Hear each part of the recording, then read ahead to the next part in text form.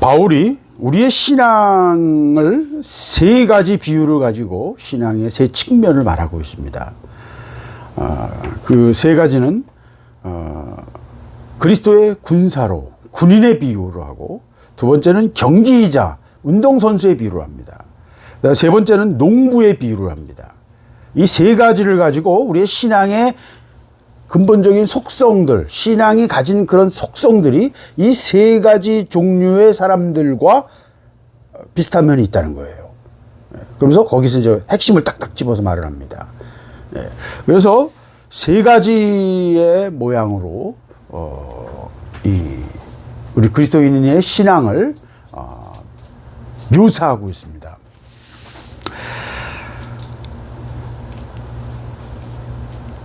이 그리스도인의 삶의 이 신앙의 각각 다른 측면이에요. 신앙을 어떻게 볼 것이냐 할 때 각각 다른 측면을 말하고 있는 거예요. 군사라는 것은 그것은 우리가 영적 전쟁 안에 있음을 묘사하고 있어요. 그래서 군인에게 필요한 어떤 자질들이 필요하다. 이게 첫 번째 묘사가, 첫 번째 비유가 우리에게 말하고 있는 것입니다. 두 번째 비유는 경기자는 우리의 인생 전체가 하나님의 거대한 전 우주적인 경기장에서 우리 각자가 믿음의 경주를 하고 있다. 각자가 하나님 앞에서 경주를 하고 있다는 거예요. 골이 뭐예요? 골은 예수 그리스도예요. 예수 그리스도처럼 되어가는 것. 그걸 바울의 표현을 하면 영화라고 표현했습니다. 또는 성화라고 표현했어요. 거룩해지는 것. 그래서 예수 그리스도의 형상에 이르기까지 우리가 각자 믿음의 싸움을 싸우고 있는 경기자로서의 측면이 있다는 거예요. 그러니까 우리가 영적 전투만 생각해서는 안 돼요. 예수를 따라가는 경기자로서 내 점수가 어떻고 내가 얼마나 예수를 따라가고 변화되었는가라는 측면도 있다는 거예요. 그 다음에 세 번째는 우리의 신앙은 농부가 곡식을 키우는 것과 같이 생명을 돌보는 것이다. 농부는 생명을 돌보는 것, 곡식을 키우는 거잖아요. 농부가 물론 또 뭐 소를 키울 수도 있고 목동이 양을 키울 수도 있어요. 요새 농부는 소도 많이 키우고 돼지도 키우고 닭도 키우죠. 근데 생명을 키우는 것에는 아주 독특한 특징이 있어요. 생명은 굉장히 예민하기 때문에 아주 많은 복잡함이 그 속에 있어요. 굉장히 복잡해요. 생명을 잘 키우는 거는요, 굉장히 복잡해요.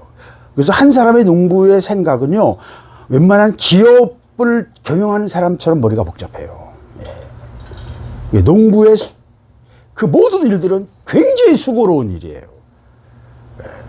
그리고 얻는 것은 별 볼 일 없어요. 농부가 그 노력을 해서 얻는 것들은 사실 그렇게 많지도 않아요. 많은 사람, 젊은 애들 농부를 안 하려고 그러죠.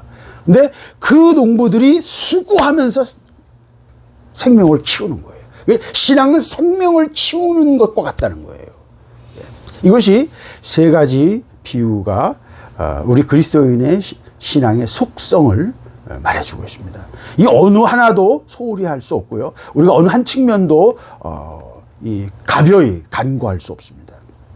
그런데 이 세 가지 모든 면에서 이 신앙의 속성은 근본적인 전제가 있는데 그 1절에서 말합니다. 내 아들아, 그러므로 너는 그리스도 예수 안에 있는 은혜 가운데서 강하고. 제가 제일 개인적으로 굉장히 좋아하는 말씀이에요. 어떤 사람이 언제 강하냐?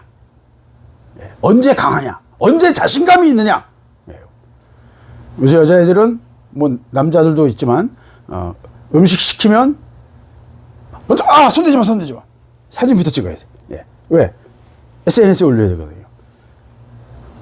비교하면서 친구들이 여행 가서 또는 식사하면서 맛있는 식당 이런 거 보면서 서로 비교되거든요. 나도 이런 거 먹는다라는 자기 과시가 속에 숨어 있는 거예요.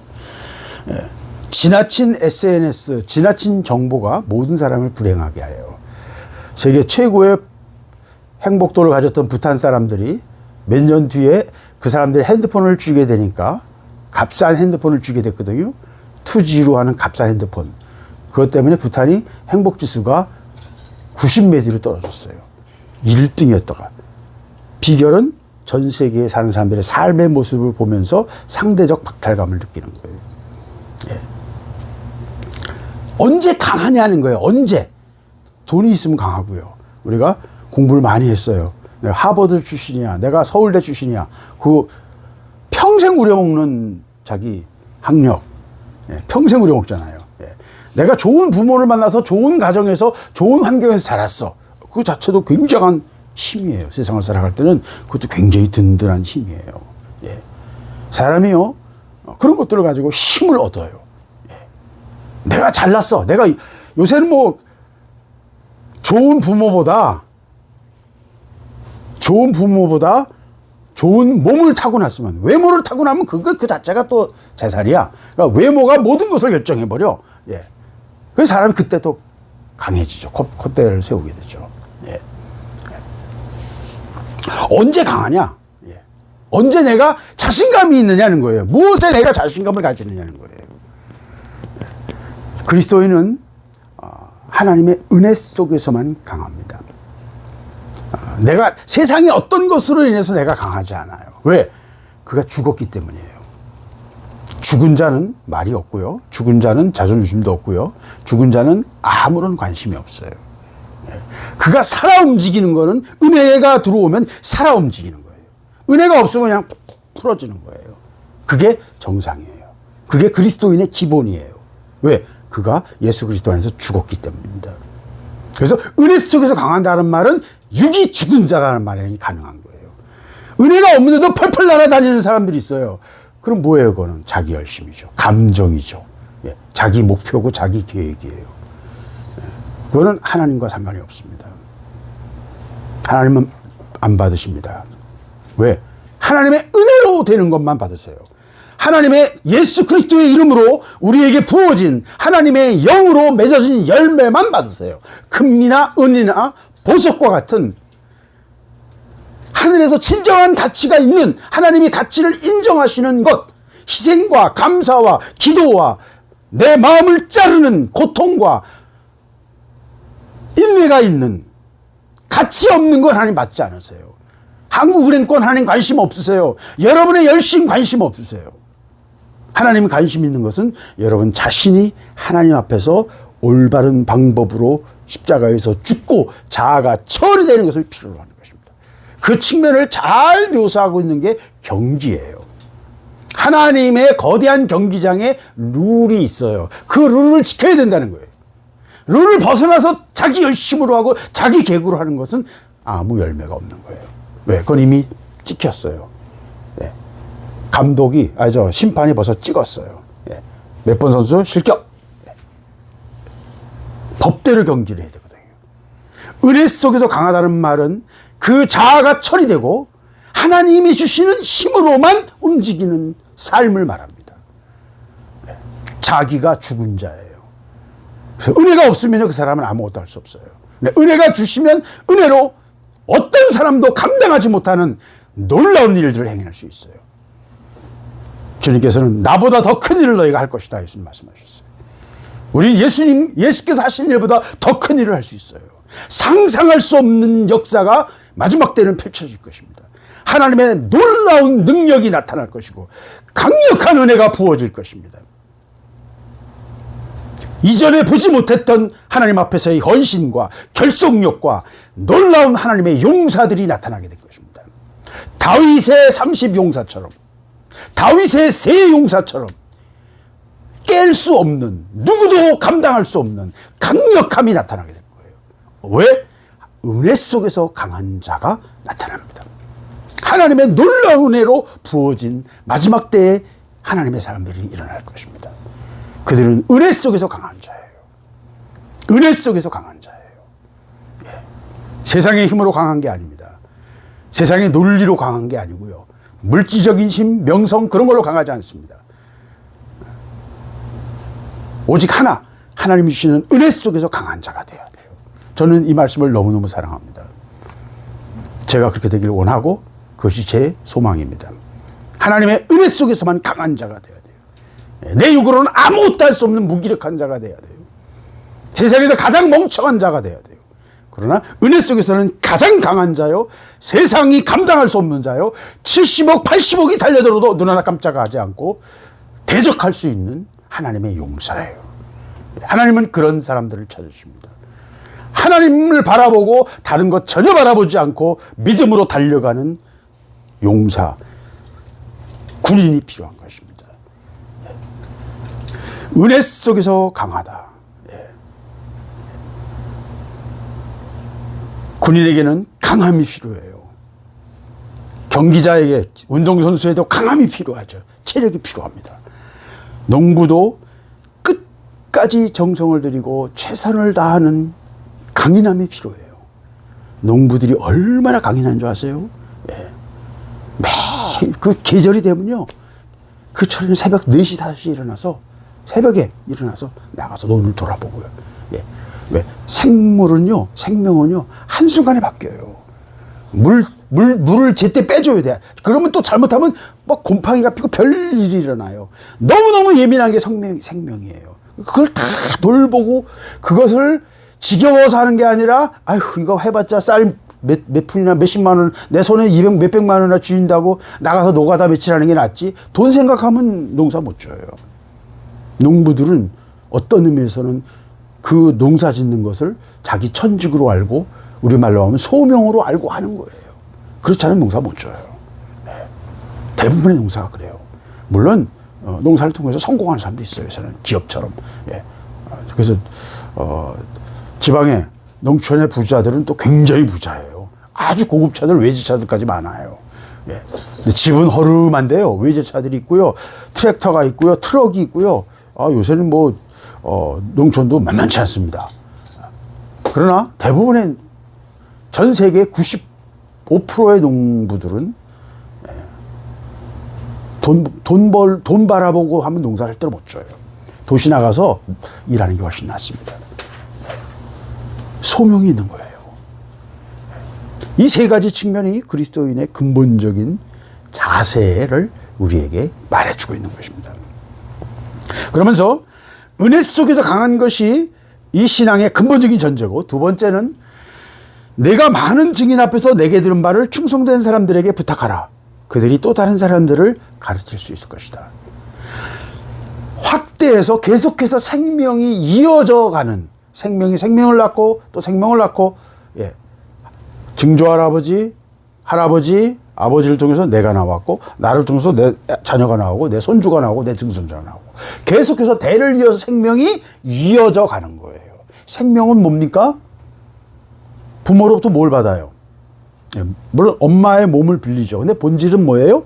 DNA 안에 있는 정보예요.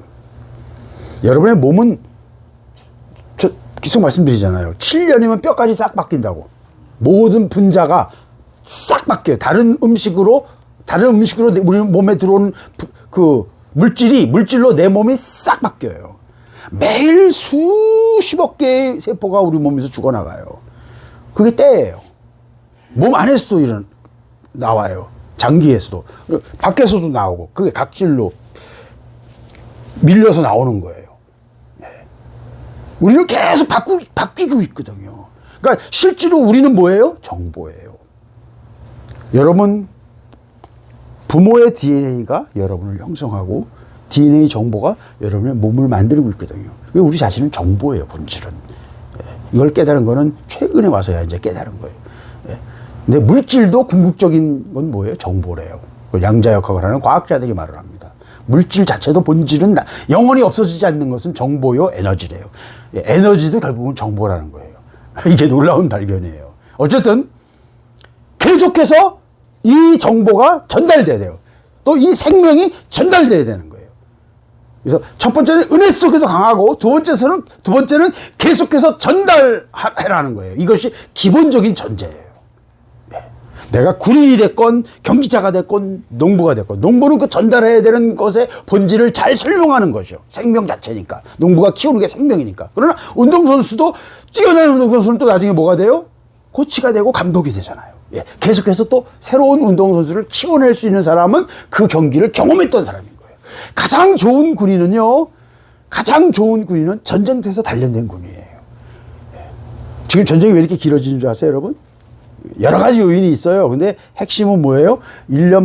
지난 1년 반 동안 양쪽 군인들이 훈련이 됐어요. 전쟁터에서 살아남은 군인들이에요. 그 사람들은 베테랑이에요. 전쟁터에서요, 가장 좋은 훈련은요, 전쟁터에서 살아남는 거예요. 실전 상황에서 살아남으면요, 특별히 전투기 조종사들은 공중전, 첫 번째 공중전에서 살아남아야 돼요. 첫 번째 공중전이 제일 위험해요.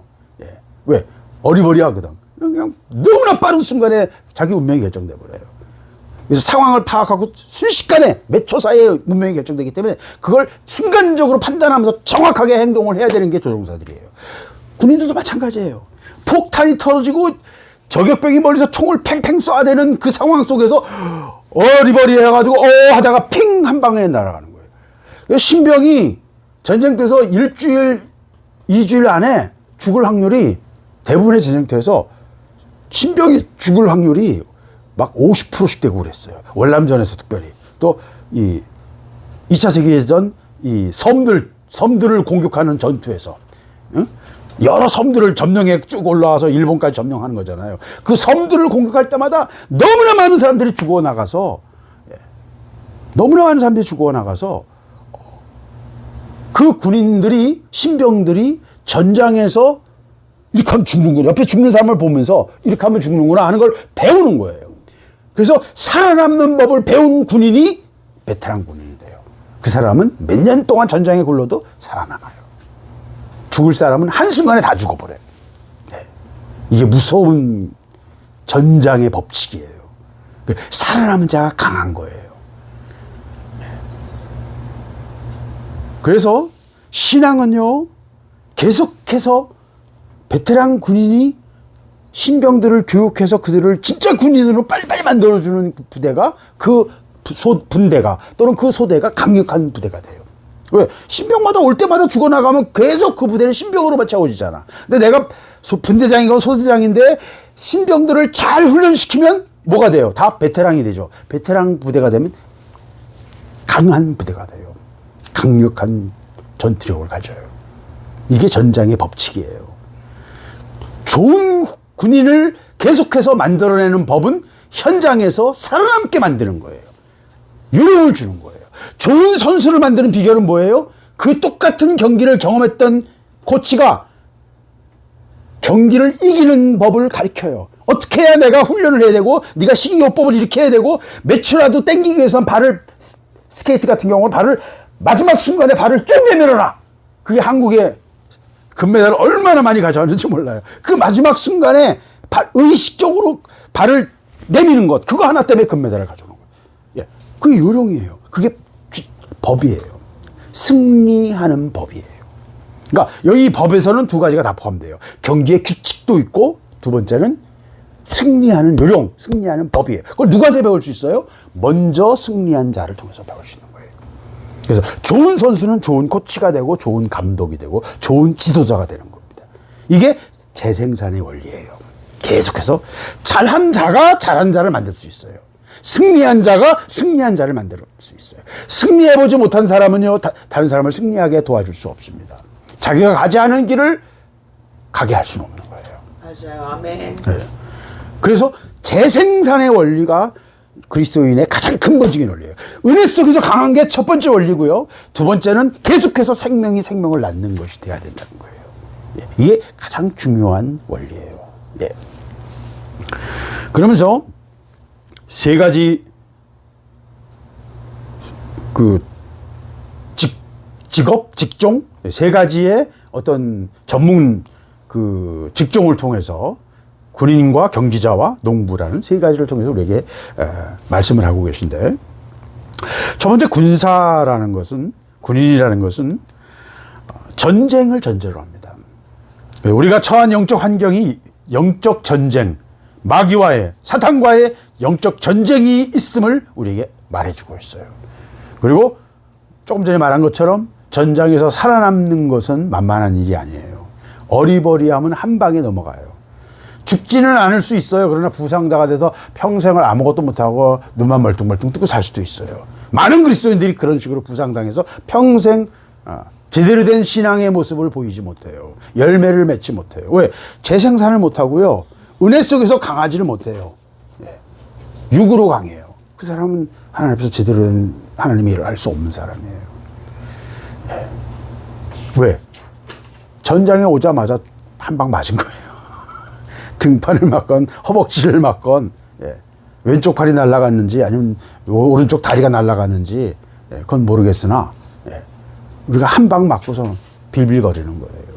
예. 부상자예요. 그런 쟤들은 군인이 될 수 없어요. 예. 군인이라는 것은 전쟁을 전제로 하는 거고, 이 전쟁은 양측이 싸우는 거예요. 그리고 그 싸움을 위해서는 우리를 부른 왕이 있어요. 그 시대는 왕이었죠, 다. 지금 시대는 국가예요. 대통령이 부른다고 하지 않아요, 요새는. 국가가 부르는 거고, 국민이 부르는 거죠. 국민의 군대예요. 내 형제, 내 부모를 지키기 위해서, 내 친족을, 내 친구를 지키기 위해서 목숨을 걸고 싸우는 거예요. 그러나 과거에는 왕을 위해서, 왕에게 충성, 왕에게 충성을 하고, 이 왕이 우리를 보호해주고, 우리의 삶을 지켜준다라는 그 왕에게 모든 권력이 집중되어 있으니까, 왕이 그 역할을 감당하는 거예요. 그 국가의 수호자가 왕이었어요. 그래서 왕의 군대였어요. 지금하고 많이 다르죠. 그렇기 때문에 이 군대는 부른 사람이 있는 거예요. 소집한 명령을 내린 사람이 있어요. 국가의 이름으로 국방부에서 대통령령으로, 대통령의 명령으로 불러요. 대통령이 부르니까 대통령이 왕이 아니라 대통령은 국민의 대표로서 국민의 이름으로 부르는 거예요. 그러나 과거에는 왕의 이름으로 불렀어요. 그럼 우리는 누구의 이름으로 불러요? 예수 그리스도의 이름으로 부르는 군사들이에요. 그래서 모든 명령은 예수 그리스도의 사인이 있을 때 명령이 집행됩니다. 하나님의 군대지만 예수 그리스도의 이름으로, 우리에게 오신 장군으로, 우리의 왕으로 예수 그리스도가 우리 앞에 서 있는 거예요. 이 전쟁을 우리가 참여하고 있는 거예요. 그리고 이 전쟁을 위해서는 승리하기까지 고난을 당해야 돼요. 군인은 고난을 당연하게 여깁니다. 여러분은 상상도 못할 겁니다. 이번 겨울에 그 겨울 속에 참호 속에서 군인들은 동상에 걸려가면서 영하 20도에 동상에 걸려가면서 자기 전선을 지키고요. 2월, 3월이 되면요, 비가 눈이 녹아요. 그럼 진창이 돼요. 그런데도 밤에는 영하 2, 3도까지 내려가고, 낮에는 또 영상 5, 6도 올라가고, 그럼 진창이 녹으니까 바닥이 젖어요. 그러면 발은 동상이 걸려요. 진창 속에서 계속 살면서 먹고 마시고 밤새고 있고, 생각해 보세요. 진창 속에서. 그거를 지금 1년 반째 하고 있는 거예요. 우리나라는 그거를 3년을 해가지고 우리나라를 지킨 거예요. 여러분의 할아버지들이. 피값으로 지킨 거예요. 물론 미국의 많은 형제들이 5만 명 이상이 한국 전쟁에서 죽었어요. 피값으로 지킨 거예요. 그 고난을 통해서 결국은 우리의 자유가 지켜진 거예요. 전쟁의 목적은 뭐예요? 승리예요. 승리하면 어떻게 돼요? 우리가 원하는 질서를 가질 수 있어요. 우리가 이기면 우리의 질서를 강요할 수 있어요. 하나님의 나라가 강요되는 거예요. 사단이 이기면 사단의 질서가 우리를 지배해요. 일본이 패망하니까 누구의 질서를 따랐어요? 미국의 질서를 따르게 되죠. 북한이 한국과 미군에 의해서 북한이 해방됐다면 북한 땅도 대한민국처럼 똑같은 우리의 삶을 누리고 될 거예요. 그러나 북한에 이기지 못하고 중공군이 개입함으로써 결국 다시 분단된 모습을 가지니까 북쪽은 북한의 공산주의가 지배하는, 공산주의 원리가 주권이 지배하는 나라가 되고 지금 지옥이 되고 있는 것입니다.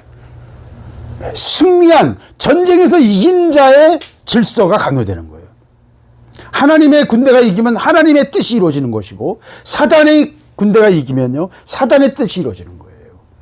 그 개인이든 그 가정이든 그 사회든 그 각각 단위 속에서 누가 이기느냐에 따라서 국적이 달라지는 거고요. 주권이 달라지는 거예요. 이게 전쟁이에요. 그래서 병사는요, 고난을 당연히 여겨요. 왜? 승리하기 위해서. 승리하지 않으면 너무나 많은 것들이 바뀌니까 한마디로 말하면 대한민국이 되느냐 북한이 되느냐 결정한다는 거예요. 승리 안 하면 고통당하게 돼 있어요. 그러니까 목숨을 걸고 싸우는 거예요. 명령에 순종합니다. 군인에게 제일 중요한 건 뭐예요? 고난을 두려워하지 않고 죽음을 두려워하지 않고 용기를 가지고 담대하게 명령에 순종하는 것. 이게 군인의 가장 중요한 덕목이에요. 그래서 군인을 높이 평가합니다. 네. 왜? 우리가 볼 땐 잔인하지만 숭고한 가치, 자기 가족을 지키기 위해서, 자기 나라를 지키기 위해서 자기 목숨까지 내놓는 것이거든요. 네. 그 자체는 숭고한 거예요. 네. 그걸 절대로 가볍게 여겨서는 안 됩니다. 왜? 그들은 뭔가를 위해서 희생하는 사람들이에요. 자기 목숨을 내놓고 싸우는 사람들이라고요. 군인은 뭐 어느 나라는 군인들을 존경해요. 한국은 군인을 정말 사람 취급 안 하잖아요. 저기 민간인하고 군인 간다 이러잖아요. 군인을 사람 취급 안 해요. 물론 이제 거기는 군사 독재 영향도 있고 여러 가지 이유가 있어요. 그러나 군인을 경시하는 나라는 무너집니다. 누가 자기를 천대시하는데 그 사람들을 위해서 목숨을 바치고 싶겠어. 다 도망가죠. 당나라 군대가 되죠. 군인은 기꺼이 고난을 받고 자기 생활에 얽매이지 않아요. 명령을 위해서는 모든 것을 제끼고 달려갑니다. 왜? 승리를 하기 위해서. 승리하지 않으면 운명이 바뀌어요. 승리하지 않으면 내 삶의 운명이 바뀐다고요. 그래서 승리해야 돼요. 내 삶에서도 승리해야 되고 이 가정에서도 승리해야 되고 이 나라에서도 승리해야 돼요. 승리하지 않으면 운명이 바뀐다고요. 여러분이 김정은을 섬기며 살 수도 있어요. 여러분이 시진핑을 섬기며 살게 될 수도 있어요. 운명이 바뀐다고요. 운명이 바뀐다고요. 이겨야 돼요. 전쟁은 운명을 바꾸는 것입니다. 이 영적 전쟁에서 우리는 이기는 자가 돼야 돼요. 경기자는요, 목표가 뭐죠? 우승입니다. 나는 14등 하려고 경기를 해요. 이런 사람 아무도 없어요. 그렇죠? 나는 8등 하려고 경기해요. 그런 사람 아무도 없어요. 다 누구나 1등 하길 원해요. 목표가 1등이에요. 처음부터 꼴찌가 되려고 계획하는 사람은 없어요. 승리가 목적이에요. 이기는 거 별것도 없어요. 물론 요새는 상금이 많아졌지만 또 국가에서 상금을 많이 주지만 올림픽에 나간다고 올림픽 본부에서 돈을 주거나 하진 않아요. 물론 이제 경기마다 좀 달라요, 그거는. 근데 대부분 그래요. 그건 근본적으로 명예예요. 그걸 위해서 인생을 걸어요. 운동하는 내내. 김연아가 하는 제일 참 놀라운 말이 뭐냐면 인터뷰하는 사람이 당신 딸을 낳으면 당신 딸에게도 피겨를 시키겠냐 그랬어. 그랬더니 자기는 절대로 안 시킨다. 왜? 평생 운동하는 동안 식이요법을 해야 되고 계속되고 훈련을 해야 되고 훈련 때문에 온몸이 성한 데가 없고 관리해야 되고 쉬지 않고 똑같은 걸 수천 번 반복해야 되고 너무너무 힘들다는 거예요. 너무너무 힘들다는 거예요. 고된 일이에요. 목표가 뭐예요? 우승이에요. 승리의 면류관이에요. 금메달이에요. 우리의 신앙은요, 그런 측면이 있어요. 각자가 하나님 앞에서 믿음의 경주를 하고요. 우리가 얼마나 예수 그리스도의 형상으로 변화되었는지에 대한 그 변화된 만큼 하나님 나라에서의 우리의 영적 위치가 달라져요. 이 땅에서의 열매도 있지만 나 자신의 변화도 있는 거예요. 이게 다 연결돼요. 영적으로 얼마나 내가 싸워 이기는가와 내가 얼마나 변화됐는가 다 연결되어 있어요.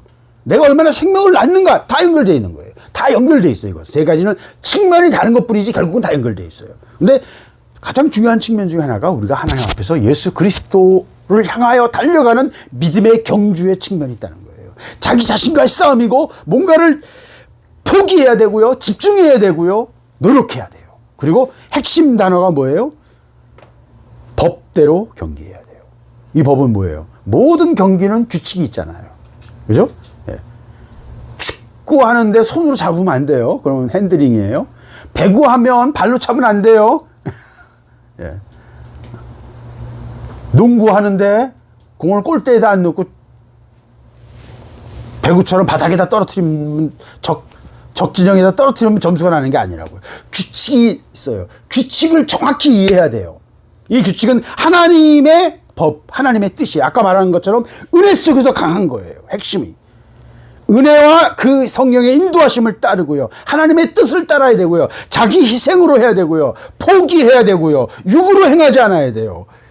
그래서 우리가 행한 모든 공력이 결국 마지막엔 불로 시험할 텐데 그때 타지 않고 하늘에서 공급하시는 은혜로 한 것만, 성령의 열매로 한 것만 남는다는 거예요.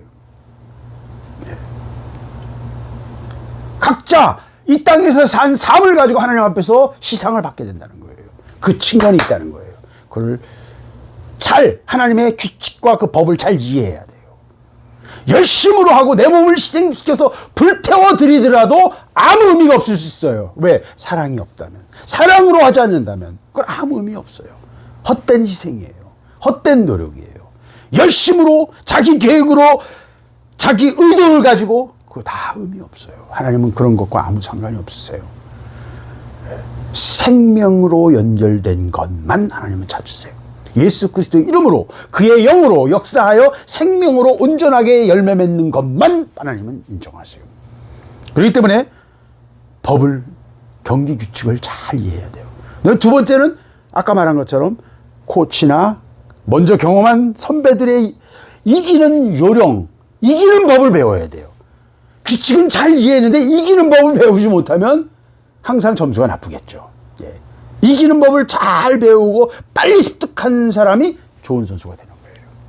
좋은 군인이 되는 거예요. 예. 좋은 농부가 되는 거예요. 다 똑같아요. 그 논리가. 예. 이기는 법을 배워야 돼요. 예. 코치가 자기는 동메달밖에 없어. 또는 아시안 게임밖에 못 나가서 올림픽에 나가보지도 못해서 그러나 그 많은 실패를 통해서 그가 경기하는 법을 배우는 거예요. 자기는 우승은 못했는데 내가 이래서 떨어졌다. 그러니까 넌 이렇게 가르침이 있다고요. 요령이 있어요. 기도하라고 할 때 기도해야 되고요. 말씀을 집중하라고 할 때 말씀을 집중해야 돼요. 자기를 빨리 내려놓으라고 할 때 내려놔야 돼요. 안 된 거 하나 때문에 10년, 20년 시간 흘러가는 거예요. 하나님의 학교에서. 구구단을 18년째 외우고 있는 거예요. 쉽게 표현하면. 구구단을 18년째 외우고 있는 거예요. ABCD를 계속해서 A, B, C, D 그거 외우고 있는 거예요. 몇 년째. 그럴 수 있어요. 하나님 학교에서. 지혜롭게 해야 되고요. 요령을 배워야 돼요. 이 요령이란 말은 나쁜 의미가 아니에요. 승리하는 법을 배워야 된다고요. 코치에게 결정적인 비법을 배워야 돼요. 이럴 땐 이렇게 해야 돼. 이럴 땐 이거 먹어. 경기 전에는 뭘 하지 마. 그거 다 있어요. 어느 건 미신 같기도 한데 그 미신이 아니에요. 그 중요한 뭔가가 있어요. 그 속에는. 징크스라고 그래요. 그런 거를. 그런 모든 것들이 결합된 승리하는 자들의 비결이 있다고요. 이기는 법이 있다고요. 신앙에서는 이기는 법인 아주 단순합니다. 은혜 속에서 강한 거예요. 자기가 처리되는 거예요. 자기 계획을 내려놓는 거예요. 하나님의 은혜 속에서만 강한 자가 돼야 돼요. 농부들은요, 아까도 말씀드렸지만 생명을 키우는 거는요, 너무너무 힘든 일이에요. 너무너무 수고로운 일이에요. 생명은 굉장히 델리키트합니다. 아주 예민하고요. 아주 섬세합니다.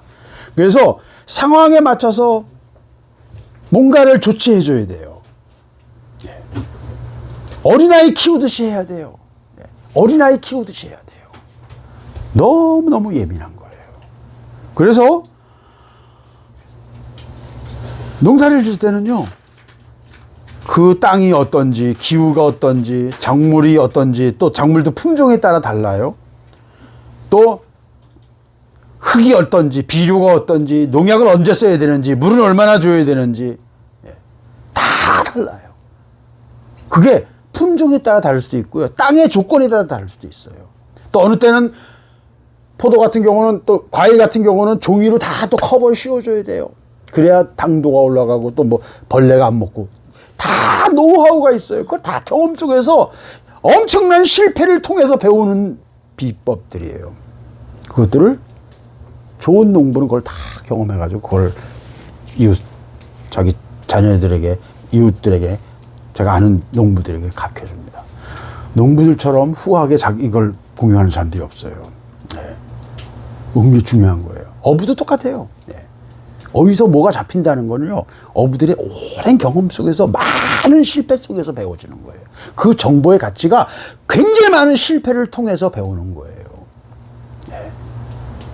그래서 그 정보를 가지고 고민하면서 하는 거예요. 굉장히 예민하고 굉장히 힘든 일이에요. 그리고 굉장히 많은 수고가 필요해요. 사람 따라 너무나 다른 결과가 나와요. 애들은 다 비슷비슷합니다. 근데 어떤 부모를 만나느냐, 어떤 가정에서 자라느냐, 어떤 선생을 만나느냐에 따라서 그 사람이 살인자가 될 수도 있고 사기꾼이 될 수도 있고요. 생명을 살리는 사람이 될 수 있고 위대한 사람이 될 수도 있어요. 예. 누구를 만나느냐에 따라 달라집니다. 예. 그래서 농부라는 측면은요, 우리가 이 그리스도인의 삶은 영적으로 생명을 다루는 것이고 농부와 같다는 거예요. 그래서 목적이 뭐예요? 농부의 목적은 추수예요. 왜 대추수입니까? 추수하도록 그 영혼들이 하나님께서 다 알곡으로 걷어가실 수 있도록 우리가 사역을 해야 된다는 거예요. 그 측면이 농부라는 말로 표현되는 거예요. 이건 내가 다른 영혼들을 키워내는 것, 그것을 묘사하고 있는 거예요. 맨 처음에는 뭐예요? 영적 전쟁을 통해서 묶여있는 자들을 풀어주는 거예요. 그리고 그들을 키워내는 거예요. 그리고 그들을 하나님의 경기에 다 달려가도록 믿음의 경주를 하도록 그들을 코치하고 가르치고 도와주는 거예요. 이것이 신앙의 본질이라는 거예요. 이것이 오늘 바울이 디모데에게 권면하고 있는 사역의 세 가지 속성인 것입니다. 이 전체를 아우르는 한마디 말로 저는 표현하자면 하나님의 군대, 하나님의 병사입니다. 가장 대표적인 것이 그걸 본질적으로 표현하고 있는 것이 영적 전쟁이에요. 영적 전쟁이지면서 동시에 믿음의 경주이고 또 다른 영혼들을 돌보는 농부의 사역인 거예요. 그러나 본질은 뭐예요? 가장 중요한 본질이 뭐예요? 영적 전쟁이다. 영적 전쟁입니다. 이 전쟁에서 이기는 법은 제가 제일 처음 말씀드린 것처럼 하나예요. 자아가 처리되고 자기 계획이 자기 의도가 십자가에서 처리되고 오직 은혜 속에서 강한 자, 성령의 이끌리심으로 살아가는 자, 성령의 이끌리심으로 사역하는 자, 성령의 이끌리심으로 살아가는 자가 되어야 돼요. 은혜 속에서 강한 자가 될 때 이 모든 일들을 감당할 수 있습니다. 좋은 군인이 될 수 있고요, 좋은 경기자가 될 수 있고요, 좋은 농부가 될 수 있습니다. 그들에게는 승리가 있고요, 영광의 면류관이 있어요, 금메달이 있어요. 농부에게는 추수의 기쁨이 있어요. 왜 이 세 가지 모습은 다 뭘로 결론이 지어져요? 기쁨이에요. 하나님 우리에게 주시고자 하는 것은 고난이나 군인의 고난이나 경기자의 그 고달픔이나 농부의 수고가 아니에요. 목적은 뭐예요? 기쁨이에요. 승리의 기쁨, 영광의 면류관, 금메달의 기쁨, 마지막은 추수의 기쁨이 있는 거예요. 순종하면 뭐가 우리에게 주어져요? 기쁨이 주어집니다. 기쁨이 목적입니다. 기쁨이 우리의 결론입니다. 승리의 기쁨이 우리의 목적인 거예요. 이것이 오늘 디모데후서 2장에서 우리에게 말하고 있는 신앙의 세 가지 모습인 것입니다.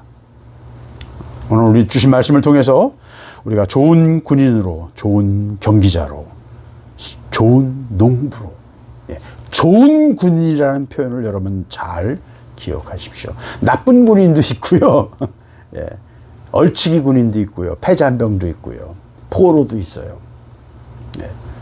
좋은 경기자가도 있고요, 금메달 따는 사람도 있고요, 예선 탈락하는 사람도 있고요, 운동이 싫어서 도망가는 사람도 있고요.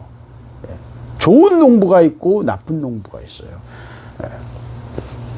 고스톱 치느라고 때를 놓치는 농부도 있고요, 게임하느라고 농약 줄 때 농약 안 주고요, 벌레가 팍 퍼져버리는 그런 게으른 농부도 있을 수 있어요. 자기 때를 놓치는 거예요.